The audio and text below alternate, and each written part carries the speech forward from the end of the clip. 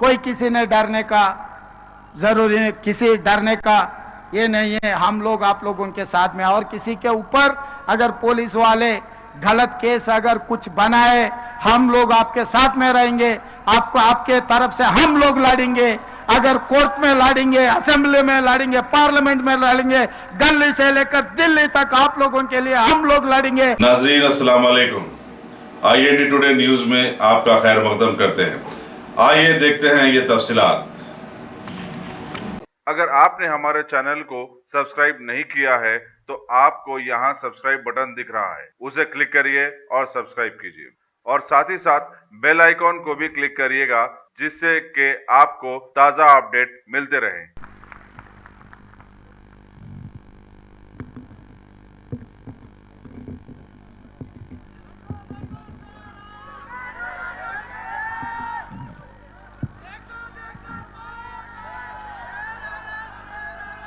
मित्रों, मंच पे बैठे हुए वरिष्ठ नेतागण और यहाँ पर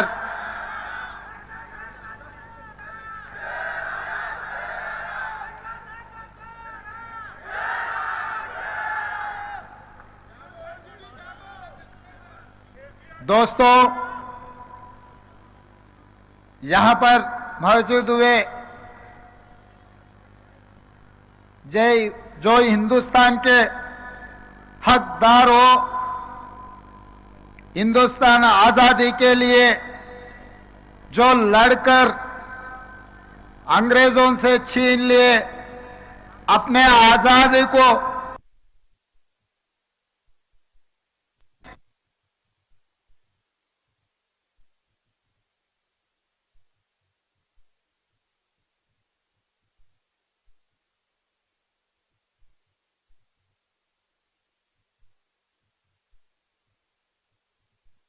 अदा कर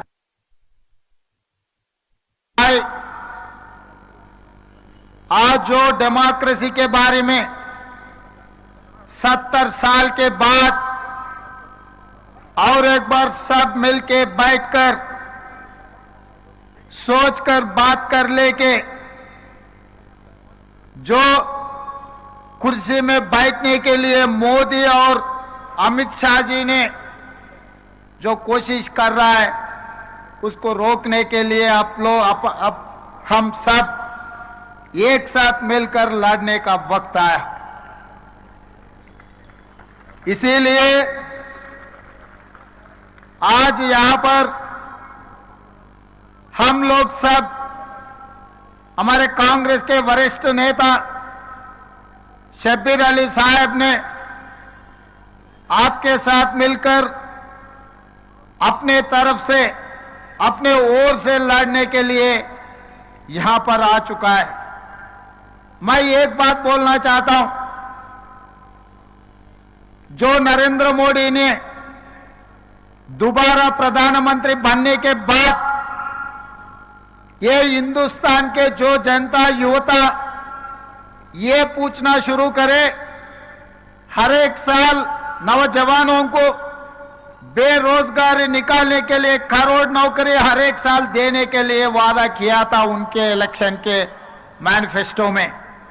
इसका मतलब 10 साल में 10 करोड़ नौकरी नौजवानों को देने का उन वादा किए। ये हिंदुस्तान के नौजवानों नौकरी के बारे में पूछना शुरू किए तो वो नौकरी नहीं दे सका। उसके अलावा नोटबंदी किए, GST लाए, उसके वजह से पूरा हिंदुस्तान तबाह हो गए, गरीब लोग जीना नामुमकिन हो गए। तो उसको जो लोग सोचने में नरेंद्र मोदी और अमित शाह दोनों का तकलीफ शुरू हो गए, इसीलिए हिंदुस्तान को तोड़ने में लग गए उन लोग। पहले कोशिश किए ट्रिपल तलाक के, उसके बाद आर्टिकल 370 के, उसके बाद अयोध्या मामला उठाए, फिर भी हिंदुस्तान एक साथ में मिलकर मोदी और अमित शाह के खिलाफ लड़ना शुरू करे। उसके बाद क्या जो सिटीजन अमेंडमेंट एक्ट लाए, फिर भी वो कामयाब नहीं हुए। आज के तारीख में एनआरसी एनपीआर लाके हिंदुस्तान में हिंदू मुसलमानों के बीच में लड़ाई कर रख के उनका जो कुर्सी बचाने के लिए कोशिश कर रहे, उसके जाल में कोई भी गिरने के लिए तैयार नहीं है। हिंदू मुसलमानों मिलकर हिंदुस्तान को और मजबूत करके एक साथ में रहकर नरेंद्र मोदी अमित शाह के खिलाफ आवाज उठाने के लिए आज हैदराबाद में निजाम नवाब डीएसओ, जो हैदराबाद में हम लोग सब मिलकर इकट्ठा होकर मोदी और अमित शाह के खिलाफ आवाज उठाने के लिए यहां पर मौजूद हुए। मगर तेलंगाना के माहौल के बारे में आपको लोगों को मैं 2-4 लफ्ज बोलना चाहता हूं, याद दिलाना चाहता हूं। जो मुसलमान के बच्चे साइकिल पंचर बनाने में, पान डब्बा में, अरेटी ये मोज बेचने में या ऑटो रिक्शा चलाने में, रिक्शा चलाने में गरीब से गरीब बनकर जब मुसलमान के बच्चे जीने का बहुत नामुमकिन था, वो टाइम पे अपना शब्बीर भाई राजशेखर रेड्डी साहब ने जब मुख्यमंत्री था, शब्बीर भाई ने मुसलमानों के तरफ से आवाज उठा के मुसलमान बच्चों को पढ़ने के लिए नौकरी में 5% रिजर्वेशन देने के लिए कोशिश करा। आजाद साहब ने सोनिया जी से बात कर लेके कहीं पर भी नहीं है तेलंगाना में मुसलमान भाइयों के लिए 4% रिजर्वेशन दिलाया। ये 4% रिजर्वेशन के वजह से आज 1000 लोगों इंजीनियर, डॉक्टर, लॉयर बन के मुसलमान के जो बच्चे जो पढ़े लिखे सो वाले उनको आज पढ़े लिखने के लिए कॉलेजों में उन लोगों को एडमिशन हो रहा है, उन लोगों को नौकरी मिल रही। वो टाइम पे जो 2014 में अपना केसीआर साहब ने ये कहा शादनगर में 4% नहीं मुसलमान भाइयों 12% है, ये 12% रिजर्वेशन 4 महीने में आप लोगों को दिलाने के लिए उन वायदा किया था 2014 में। मैं आज मुसलमान भाइयों को यह पूछना चाहता हूं, 6 साल गुजर गए, क्यों केसीआर साहब ने 12% रिजर्वेशन नहीं दिए? अगर रिजर्वेशन नहीं दिया, हमारे भाई, हमारे अच्छा दोस्त असद साहब ने क्यों नहीं पूछ रहा है बोल के मैं यहां पर पूछना चाहता हूं। वो अपना भाई है, अपना दिल का टुकड़ा है, अपने तरफ से आवाज उठाने वाले हैं, फिर 12% रिजर्वेशन के लिए केसीआर साहब से क्यों ना लड़ रहा बोल के मैं यहां से पूछना चाहता हूं हमारे अच्छा दोस्त असद भाई से। और मैं ये कहना चाहता हूं, यहां पर हमारे भाई यहां जहां पर एमआईएम है, एमआईएम को वोट दो बोल रहे हैं, हम लोग को एतराज नहीं कर रहे हैं। मुसलमान भाइयों की आवाज बनकर आप जनता के लिए एमआईएम लड़ रहा। अगर मुसलमान भाइयों ने उन लोगों को वोट दिए, कोई दूसरे बात नहीं है, मगर उन्हें केसीआर साहब को वोट देने के लिए जगह जगह में तेलंगाना में गली गली में घूमकर केसीआर साहब को वोट देने के लिए कह रहे हैं ना। आज के तारीख में केसीआर साहब ने नोटबंदी में मोदी के साथ जमा हो गए, जीएसटी में मोदी के साथ जमा हो गए, वाइस प्रेसिडेंट इलेक्शन में मोदी के साथ जमा हो गए, प्रेसिडेंट के इलेक्शन में अमित शाह के गोद में बैठ गए। जो नोटबंदी में यही असेंबली में कि मोदी और अमित शाह को तारीफ किए, एनआरसी में उनके मदद करने के, वो ट्रिपल तलाक में मोदी को मदद दिए, 370 में मोदी को मदद दिए, अयोध्या में मोदी को मदद दिए। मैं ये पूछना चाहता हूं, जो आदमी मोदी के गोद में बैठ रहा है, वो आदमी को मुसलमानों वोट दिए तो वो जाकर किसके गिरवी रख रहा है? आज के तारीख में आप लोग सोचने का वक्त आया। यहां पर दिखेगा मुसलमान भाइयों को कार दिखेगा, आप कार के निशान पे वोट डाल रहे बोल के आप समझ रहे। हैदराबाद में, तेलंगाना में वो कार दिखेगा, दिल्ली जाते ही वो कमल बन जा रहा है। वो किसने रोकना है? ये है नहीं? आप सोचो, अगर यही तेलंगाना में हमारे पार्लियामेंट में अगर 12-13 लोगों को कांग्रेस पार्टी के मेंबर ऑफ पार्लियामेंट को जिताए तो ये एनआरसी एनपीआर को हम लोकसभा में रोकता था, लड़ता था आपके तरफ से आवाज उठाते थे हम लोग, मगर आप वोट दिए, आपके दुआ केसीआर साथ में था, इसीलिए वो चीफ मिनिस्टर बने और एमपीओ को दिल्ली भिजा के मोदी को मदद दे रहा है। खतरा कहां से आ रहा है आप सोचो। आप जो वोट दे रहा है वही वोट से अपने को खतरा बन रहा है, अपने गला काटने के लिए कोशिश कर रहा है केसीआर साहब ने। यह कैसे रोकना? आज मोदी का ताकत इतना बढ़ गया, जो रीजनल पार्टीज एक एक राज्यों में एक एक रीजनल पार्टी के साथ अपने मुसलमान भाइयों ने जोड़ना शुरू करे। असेंबली इलेक्शन में अगर रीजनल पार्टी को अगर वोट दिए, जब पार्लियामेंट इलेक्शन आएगा तभी भी आप जो रीजनल पार्टी को वोट दिए, तो यहां पर केसीआर साहब ने मोदी का जमा हो गए दिल्ली जाके। आंध्र प्रदेश में जगन रेड्डी साहब ने वाईएसआर पार्टी उनके ही साथ में गए। ऐसे हर एक जगह में जो रीजनल पार्टी वहां के माहौल देखकर अगर आप रीजनल पार्टी को वोट देते गए तो मोदी का ताकत बढ़ते जाएगा। आप लोग सोचना है, मैं किसी के खिलाफ नहीं बोलना चाहता हूं, मगर हकीकत यह है कि जिस दिन मुसलमान भाइयों ने कांग्रेस पार्टी को छोड़ दिए, उसी दिन से मुसलमान भाइयों का तकलीफ शुरू हो गए। कांग्रेस पार्टी के तरफ से देश का राष्ट्रपति 2 बार मुसलमान भाइयों को बनाया कांग्रेस पार्टी। कोई बनाया क्या हिंदुस्तान में कोई मुसलमान को? यह देश से सबसे बड़ा कुर्सी, राष्ट्रपति कुर्सी में मुसलमान भाइयों को बिठाए सो पार्टी कांग्रेस पार्टी है नहीं। आप लोग सोचो, न्याय शाखा मंत्री सलमान कुर्सी साहब को वो मिनिस्टर बनवाए। आंध्र प्रदेश जब कंबाइन था, यहां के कांग्रेस पार्टी के सदर कमलनाथ को, जो कमालुद्दीन साहब वरंगल के कांग्रेस पार्टी के सदर साहब ने बनाया कांग्रेस पार्टी। आज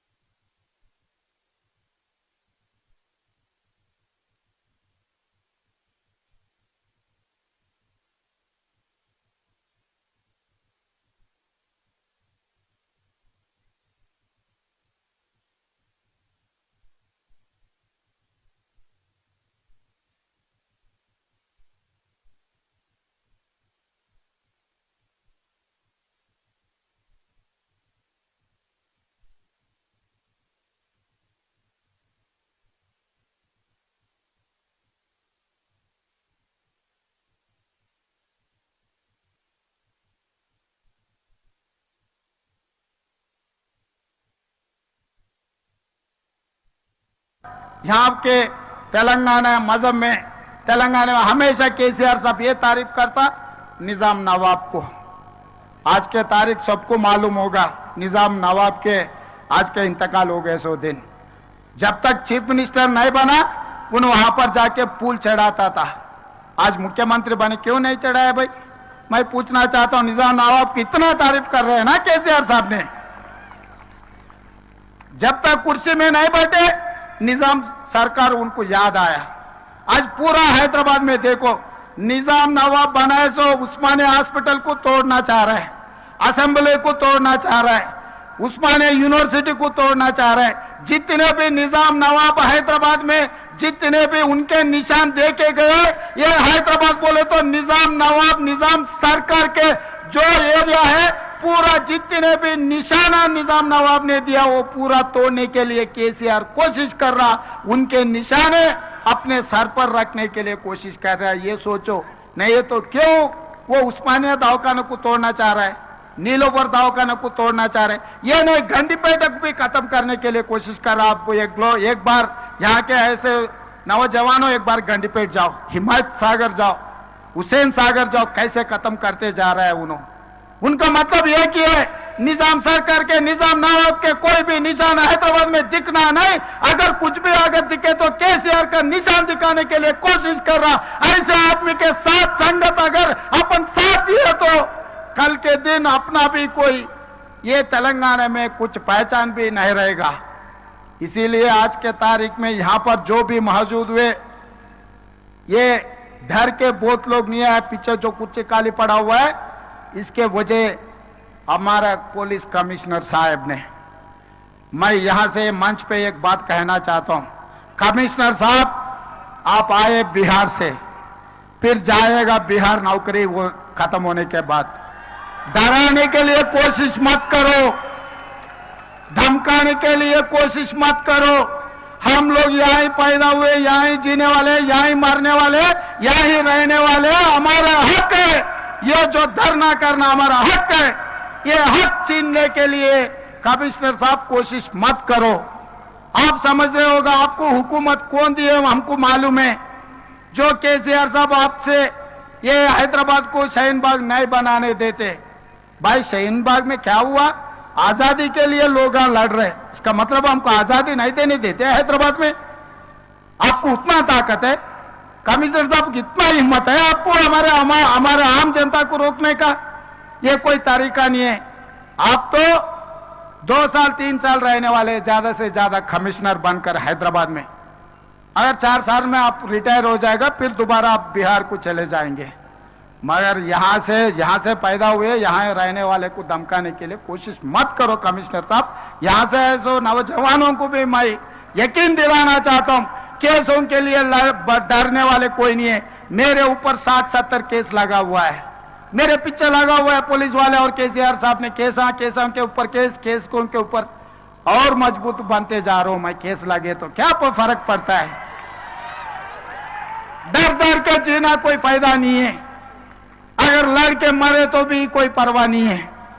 अगर लड़ना जीना है तो लड़ना पड़ेगा, क्योंकि ऐसा मोदी, ऐसा अमित शाह, ऐसे केसीआर को रोकना बोले तो उनके हाथ में कुछ बनकर ये पुलिस वाले चलाने के लिए जो कोशिश कर रहे हैं वो ठीक ठाक नहीं है।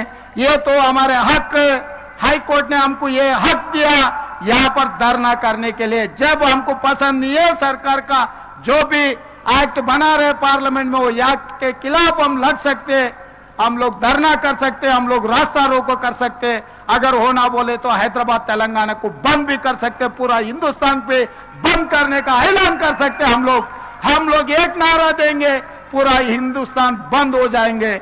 इसीलिए पुलिसों से चलाने के लिए कोशिश मत करो केसीआर साहब। आप ये समझ रहे कि जिस दिन वक्त आएगा कोई पुलिस वाले आपको बचा नहीं सकते वो कुर्सी में से उतारने से। हम लोग चाहे तो, हमारे मुसलमान भाई चाहे तो आपको कुछ नहीं बचेगा। वो कुछ मिले इन लोगों के वजह से। अगर कल के दिन वो कुछ निकल जाएगा इन लोगों के हाथों से, आपका कुर्सी निकल जाएगा बोल के मैं केसीआर साहब को बोलना चाहता हूं यहां से। इसीलिए भाइयों, कोई किसी ने डरने का जरूरी नहीं, किसी डरने का ये नहीं है। हम लोग आप लोगों के साथ में, और किसी के ऊपर अगर पुलिस वाले गलत केस अगर कुछ बनाए, हम लोग आपके साथ में रहेंगे। आपके तरफ से हम लोग लड़ेंगे। अगर कोर्ट में लड़ेंगे, असेंबली में लड़ेंगे, पार्लियामेंट में लड़ेंगे, गली से लेकर दिल्ली तक आप लोगों के लिए हम लोग लड़ेंगे, आपके साथ में रहेंगे। आप लोग हमारे साथ में रहो, हम सब मिलके मोदी और अमित शाह के खिलाफ लड़ेंगे बोल के आप लोगों को यकीन दिलाते हुए मैं यहां से आप लेता हूं। शुक्रिया।